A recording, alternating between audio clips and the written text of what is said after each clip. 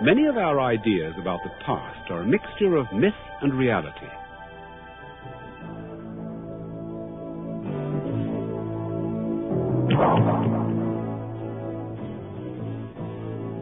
Is Robin Hood a myth, or did he really exist? Well, he's a myth, but some parts of the original stories may reflect life in 13th and 14th century England. This man, King John, who appears in some of the Robin Hood stories, was a real king. Some historians have said that he was one of the most evil kings in English history. Others have pointed out that he was a hard-working ruler who was a good organizer. How can we find out what John was really like? Well, we have to go back in time nearly 800 years. In 1199, King Richard the Lionheart died while besieging a castle in France. Richard was succeeded in England by his younger brother John. John loved the everyday detail of a king's job. He introduced systematic record-keeping. For the first time, royal clerks began to keep copies of all the king's letters on long strips of vellum, which were sewn together at the top and bottom to form a large roll.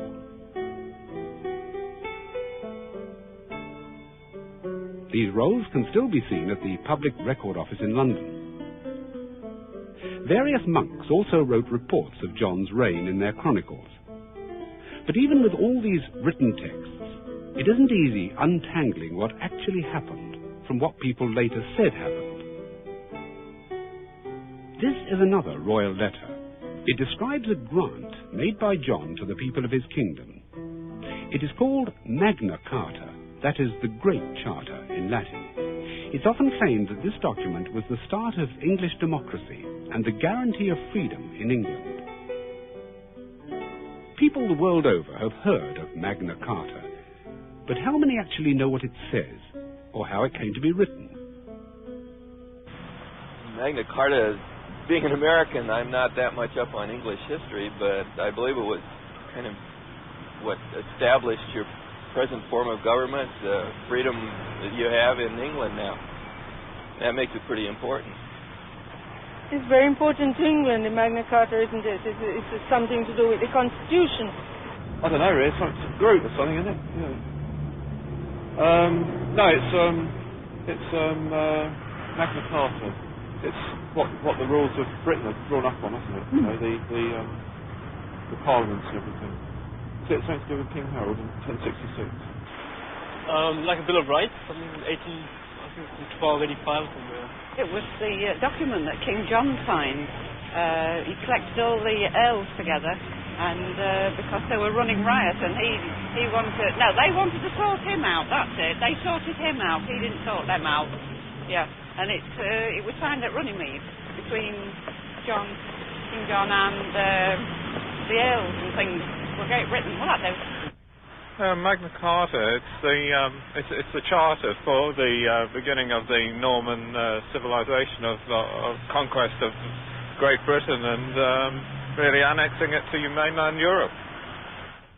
Well, there's some truth in there somewhere. But to see what really went on, we must look at the situation in England when John became king. His father, Henry II, had built up a large empire which covered not only England, Wales and Ireland, but also much of western France, stretching from Normandy and Brittany in the north to Gascony in the south. The French king, Philip, resented the English king's hold on such a large part of his kingdom. He was determined to smash their empire and bring its lands more closely under his control. As soon as John became king, he got into a war with Philip, but there was no clear winner, and the two sides agreed a truce. John held on to his lands in France, but Philip was watching and waiting for a chance to push him out. John felt confident of beating off Philip. He had a strong army of hired soldiers, and his lands were defended by some of the strongest castles in Europe, such as Chateau Gaillard. But astonishingly, after a short siege in 1204, Chateau Gaillard was captured by the French. Philip seized further lands in the south the following year. John's empire was in tatters.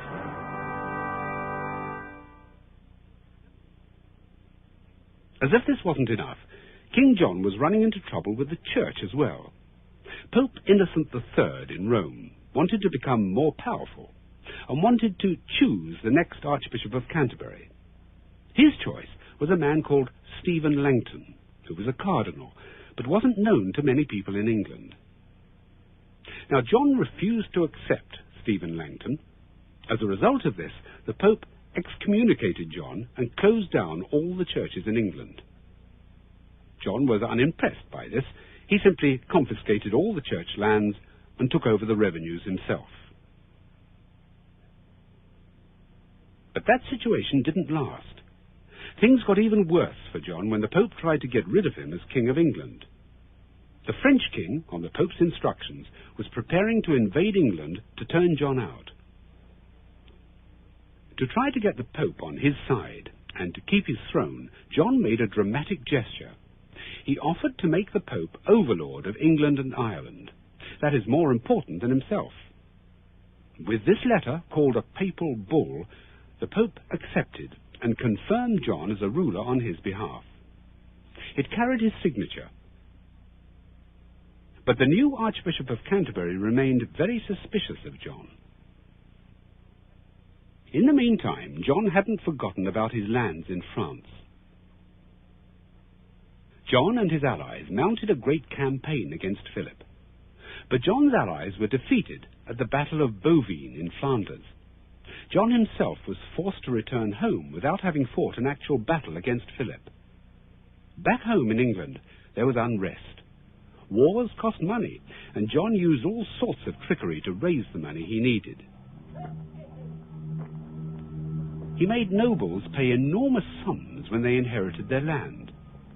Royal officials had to pay more and more for the right to hold office. Lord King, is everything as you would wish it?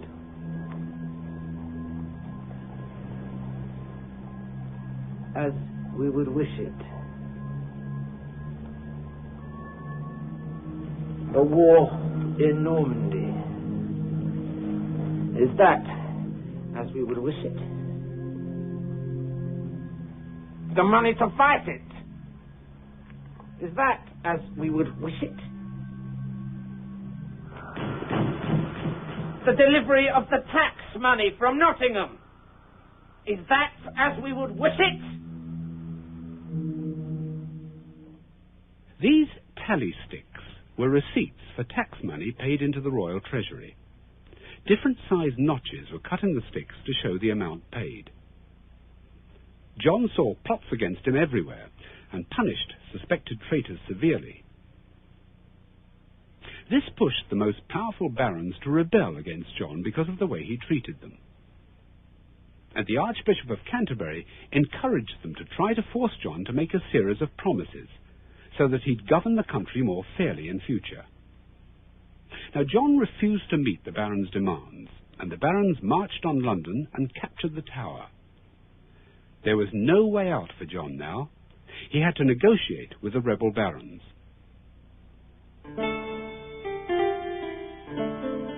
John met his opponents at Runnymede, a meadow on the River Thames about 20 miles upstream from London.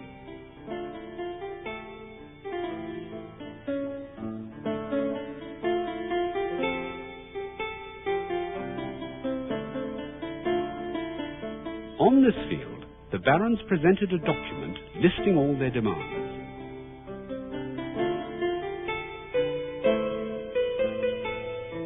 The document they gave to John still exists today in the British Library. It's in Latin and is known as the Articles of the Barons.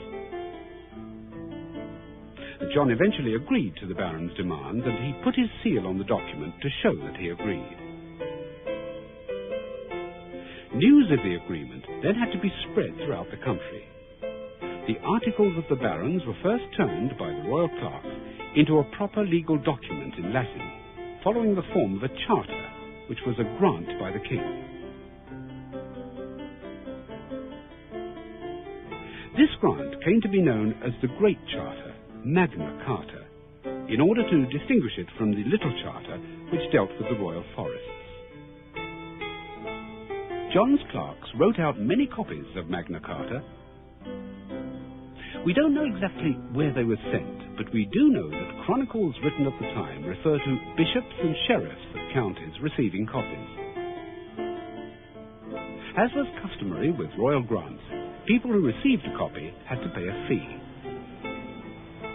Magna Carta was intended to be read out in public in places like this, Lincoln. There are only 4 copies surviving today. There's one here in Lincoln. It belongs to the dean and chapter of the cathedral, to whom it was given for safekeeping by either the bishop or the sheriff who originally received it. It's been in Lincoln for at least 500 years. There's also one here in Salisbury. It too belongs to the dean and chapter, and it's kept in the 13th century chapter house of the cathedral, where visitors can see it. It's been in Salisbury since at least the 14th century. 2 further copies are in the British Library in London.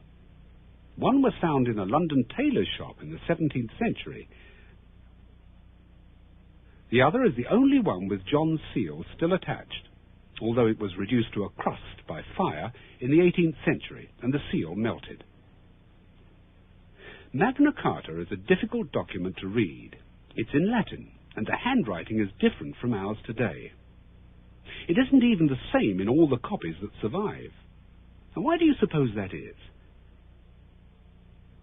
No 2 of the 4 surviving copies are exactly the same size or shape either. And there are slight variations in the text. This is probably because the clerks who copied out the text found it difficult to copy an original in a rough and much corrected state. Magna Carta, like all charters, is in the form of a letter. It begins with a greeting from John, by the grace of God, King of England, Lord of Ireland, Duke of Normandy and Aquitaine, and Count of Anjou, to all his subjects, and then gives details of the various concessions made by John. There are 63 separate articles in all, most of them based on the demands of the rebel barons. But the very first clause was added after King John put his seal on the articles of the barons. It reflects the influence of the Archbishop of Canterbury. The English Church will be free, and the King will not interfere with it. What did this mean for both the King and the Church?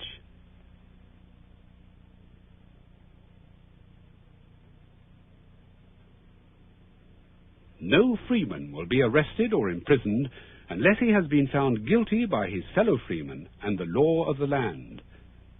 How did this improve things for John's opponents?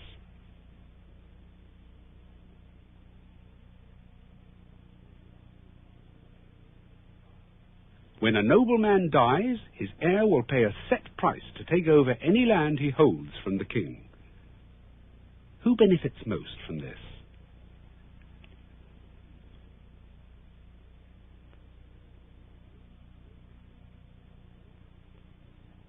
All weirs for catching fish are to be removed throughout all England, except on the seashore.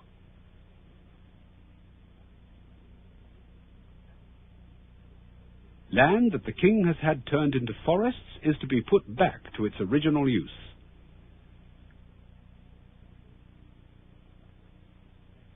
London units of measure are to be used everywhere. How do these clauses affect ordinary people? No widow shall be forced to remarry if she prefers not to. What does this clause tell us about women's position in society?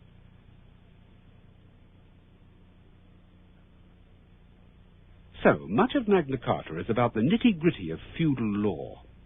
Is this the kind of thing you would expect to read in a document which is seen throughout the world as a foundation of freedom and democracy? Magna Carta was not a grant to all the population. It was addressed to all free people, that is, the richer people in society. The peasants weren't counted as free people.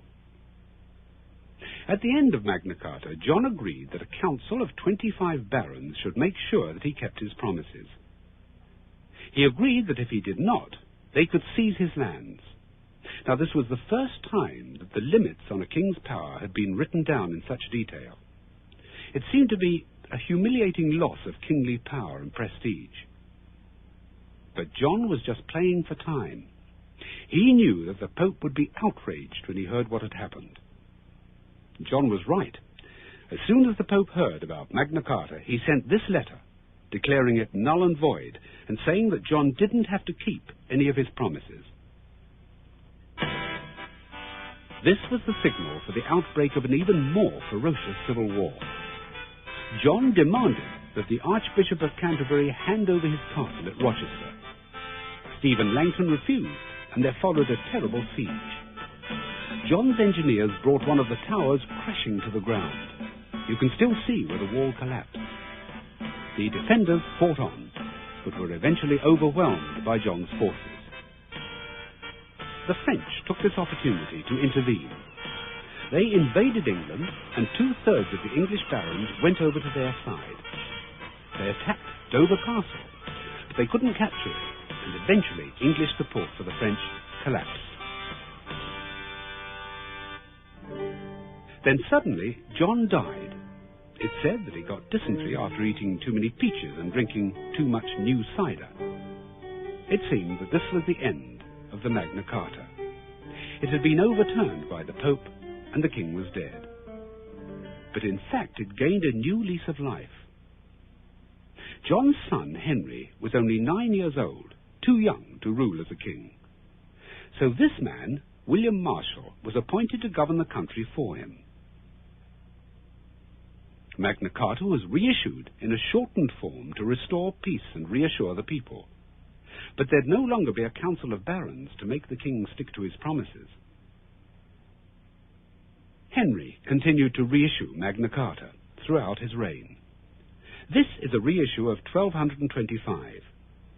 It was this version of the text of Magna Carta which was eventually incorporated into the law of England. The issues covered by Magna Carta remained live and important ones. In 1253, here at Westminster Hall, it was declared that anyone who broke Magna Carta was excommunicate. This document, with the seals of the bishops at the bottom, records this. Medieval kings reissued the charter, sometimes adding or altering clauses. There were also beautifully illustrated versions.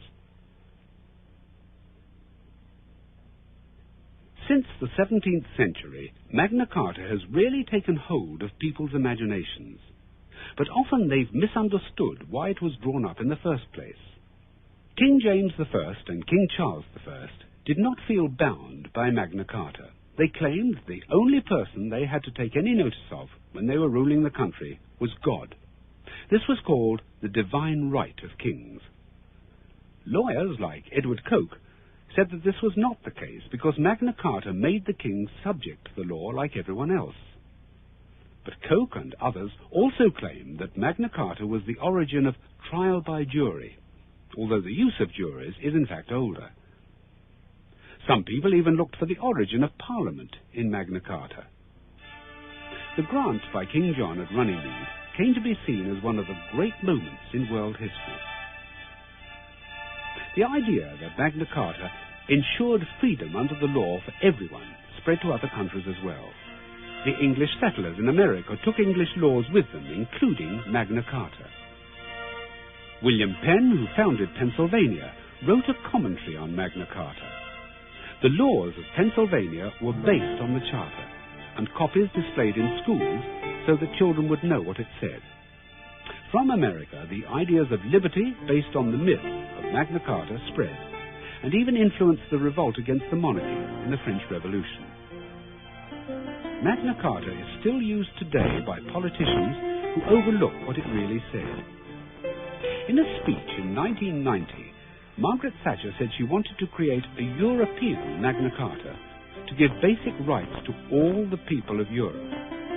But did Magna Carta itself give rights to all the people? Magna Carta was agreed on a field at Runnymede. Myth has turned that field into a shrine of freedom and liberty. What would King John make of the myth and this monument if he returned to Runnymede today? The field at Runnymede is real. So is Magna Carta. But like the legend of Robin Hood, it's surrounded